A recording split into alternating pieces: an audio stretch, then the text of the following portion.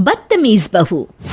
सभ्यता से भरपूर शास्त्री परिवार की इकलौती बेटी मोहिनी को बचपन में ही पढ़ाई के लिए विदेश भेज देते हैं, जहां से वो सालों बाद ग्रेजुएशन पूरी करके इंडिया वापस आती है, जो अब संस्कार, सभ्यता, संस्कृति जैसी चीजों से कोसों दूर होती है।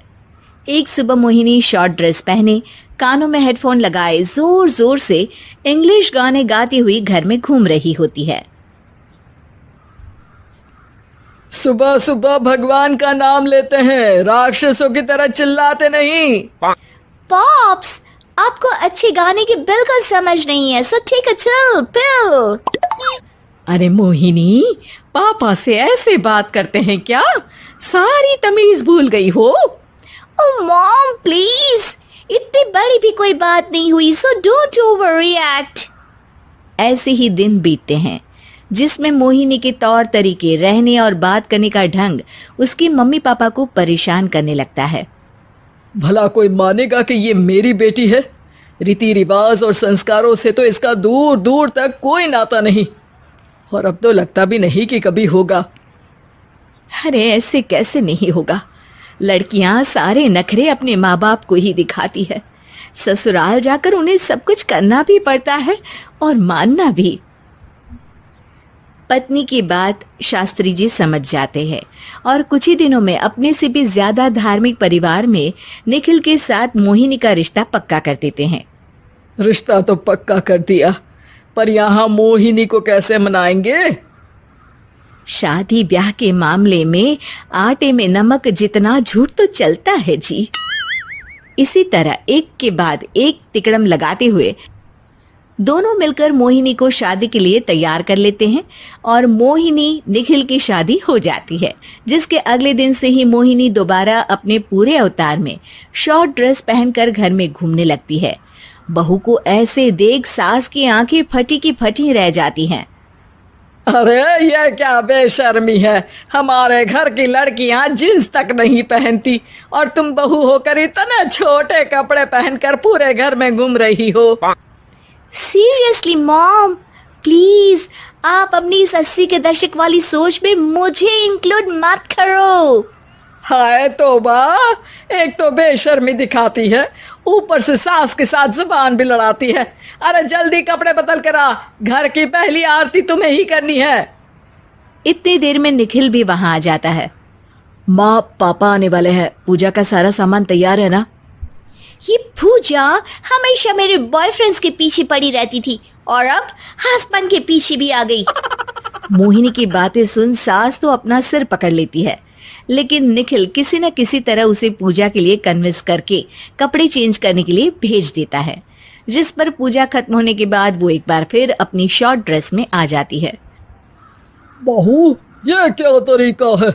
संस्कार नाम की कोई चीज है या नहीं? नहीं ससुर जी, संस्कार मेरा दूसरा बॉयफ्रेंड था, अब तो मेरा उससे कोई कांटेक्ट नहीं है।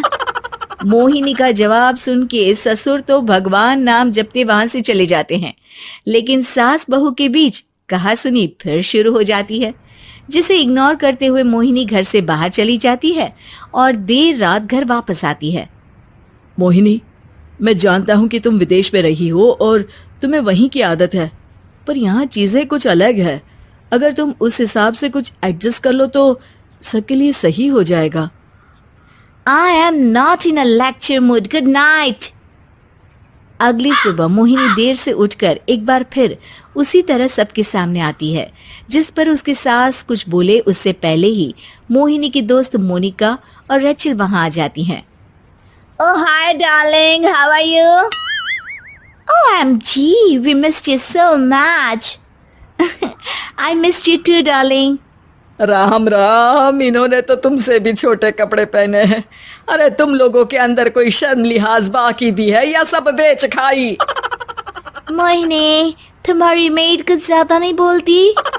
इस पर मोहिनी की दोस्त उसकी सास का मजाक बनाने लगती है, जिसे सुन निखिल उन्हें जवाब देते हुए कड़वे शब्द सुना देता है और वो सुन के वो दोनों तो मुंह बनाए वहां से चली जाती है, लेकिन गुस्से से लाल मोहिनी वहीं खड़ी निखिल को घूरती रहती है।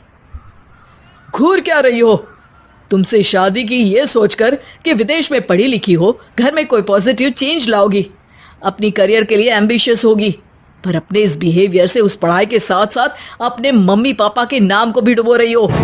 अगर तुम्हें ऐसे ही हाल रखना है तो यहाँ रहने की कोई जरूरत नहीं है। निखिल की बातें सुनकर मोहिनी रोते हुए घर छोड़कर अपनी मम्मी पापा के पास वापस आ जाती है। ससुराल में सब कुछ ठीक तो है? वो अपने आप को समझते क्या है? मोहिनी पर चिल्ला रहे हैं? मैं क्यों उसके इशारों पर चलूं? मैं अपनी लाइफ अपने तरीके से जीना चाहती हूँ और वो ना आप लोगों को मंजूर था और ना ही उन्हें है। तुम यहाँ नहीं रह सकती।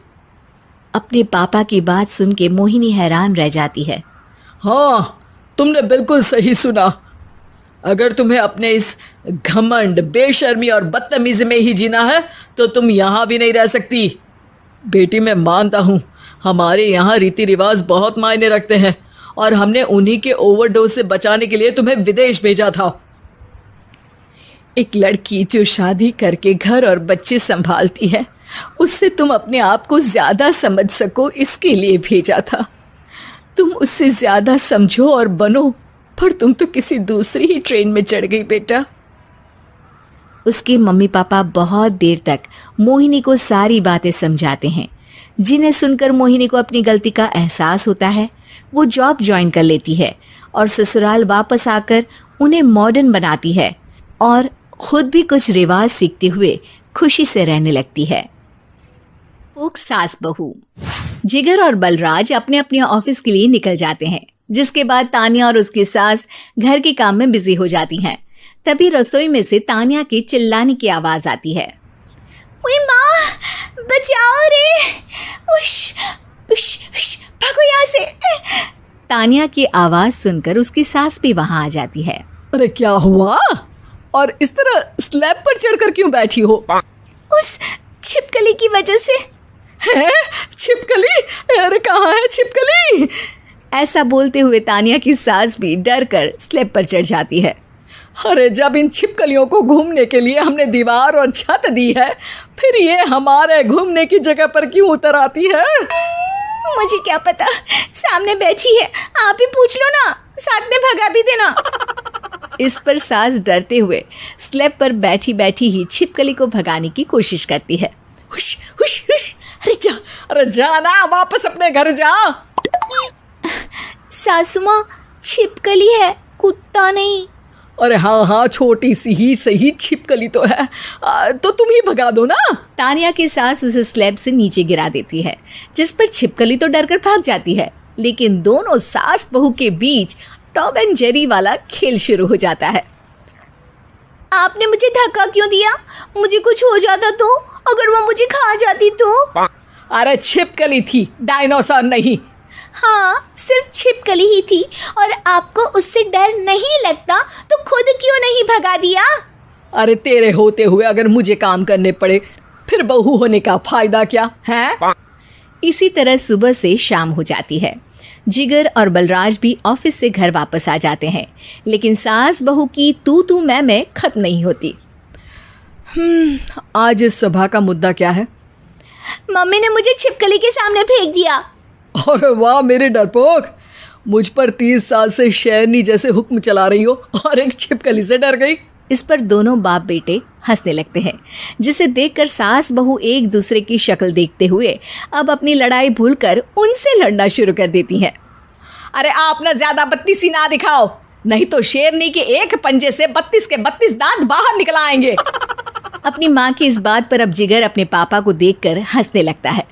अरे क्यों पापा, आ गया स्वाद। अभी आपको भी आएगा स्वाद। इस पर घर में सास बहू ड्रामा बंद होकर पति पत्नी नौटंकी शुरू हो जाती है, जिस पर तानिया से कहा सुनी के बीच जिगर अचानक चिल्लाते हुए कहने लगता है, कॉकरोच, इतना बड़ा कॉकरोच! हे भगवान, अब हमें इससे कौन बचाएगा? कॉकरोच का नाम सुनते ही दोनों सास बहू सारी लड़ाई भूलकर फुदक से कूदकर पास रखे सोफे पर चढ़ जाती हैं। अरे कहाँ है, अरे कहाँ है कमबख्त? अरे उसे भगाने की जगह अनाउंसमेंट तो ऐसे कर रहा है जिससे 12:40 की आखिरी लोकल है, छूटनी नहीं चाहिए। अरे भलाई का तो जमाना ही नहीं है, ठीक है भाई, अब मैं आपको बिल्कुल भी नहीं बताऊंगा कि आपके पीछे भी एक बहुत बड़ा कॉकरोच बैठा है। जिगर की बात पर एक बार फिर दोनों डर से उछल जाती हैं, जिसके बाद जिगर और बलराज इसी तरह कभी कॉकरोच तो कभी छिपकली का नाम लेकर उन्हें परेशान करते रहते हैं। अगली सुबह ये दोनों हमारे डर का ऐसे मजाक बना रहे थे जैसे खुद कभी किसी चीज़ से ना डरते हो। ये जिगर ना बचपन में तो चींटी से भी डर जाता था। पर मम्मी, उन्हें डराने के लिए मैं चींटी तो नहीं पकड़ सकती। अरे पागल औरत, इतना बड़ा होकर क्या वो चींटी से डरेगा? मतलब हमें बदला लेने के लिए कुछ अलग सोचना पड़ेगा। अरे वाह, क्या ब्रांड न्यू न्यूज़ दी है। सोचो अब। दोनों बहुत देर तक जिगर और बलराज को डराने के लिए अलग अलग तरीके सोचती हैं, पर किसी भी अंजाम तक नहीं पहुंच पाती। जिस पर तानिया की सास उससे कहती है, हम उन्हें नहीं डरा सकते, पर अपना डर तो खत्म कर ही सकते हैं ना। अगर हमारा डर खत्म हो जाएगा तो फिर वो अपने मज़े के लिए किसे डराएंगे और इसी तरह उनका पचका हो जाएगा। हाँ, नाइस आइडिया। पर मुझे इससे डर क्यों लग रहा है? सास की बातों से डरते हुए भी वो दोनों अपने डर को खत्म करने के मिशन पर लग जाती है, जिसमें पहला कॉकरोच सामने आते ही वो डर कर भाग जाती है। हमसे ना हो पाई। मम्मी, इससे आप ही निपटो ना। अरे क्या आप निपटो, साथ चल, नहीं तो तेरे ऊपर ना छिपकली गिरा दूंगी। हाँ बस, हाँ, पहले छिपकली पकड़ कर तो दिखाओ। अरे यार चल ना। इस पर दोनों भगवान का नाम लेते हुए एक वाइपर लेकर कॉकरोच के पास जाकर डरते डराते उसे भगा देती हैं, जिसके बाद उनमें थोड़ी हिम्मत आती है और वो दिन ब दिन एक एक कर अपने हर डर पर काबू पाने लगती हैं। कुछ हफ्तों बाद, वाह मम्मी, आइडिया तो मस्त था। अब कॉकरोच हो या उसका बाप, मैं किसी से नहीं डरती। अरे शाबाश। और मैं छिपकली हो या उसका पूरा गैंग, सबके छक्के छुड़ा दूंगी। पर मम्मी जी, उससे पहले किसी को सबक सिखाना है। उसी रात जब बलराज और जिगर टीवी देख रहे होते हैं तो दोनों सास बहू प्लान बनाकर छुपके से उन पर नकली छिपकली और कॉकरोच फेंक देती हैं, जिसे देखते ही वो दोनों अपनी जगह से उछल खड़े होते हैं। अरे ओए माँ, छी, ये छिपकली कहाँ से आ गई? ओह, इस कॉकरोच को मेरे ऊपर से हटाओ ना। अरे क्यों बेटे, कैसे माँ याद आ गई? जब माँ को डर लग रहा था तब तो बहुत खिल्ली उड़ा रहे थे। ससुर जी, कॉकरोच से तो हम जैसे डरपोक डरते हैं, फिर आज आपको क्या हुआ? दोनों हंसने लगती है, जिससे जिगर और बलराज को भी उनकी गलती का एहसास होता है।